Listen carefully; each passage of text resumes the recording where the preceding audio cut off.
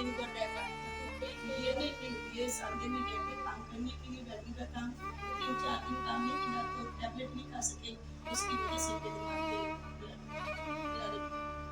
फालिज का अटैक हो गया। तो वो मस्जिद वाले उठा के ना इनको हॉस्पिटल लेके गए थे।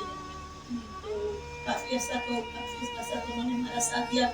बस इर्द-गिर्द वालों ने साथ दिया। उसके बाद बेटा बस अल्लाह ताला हमारी मदद कर रहे हैं।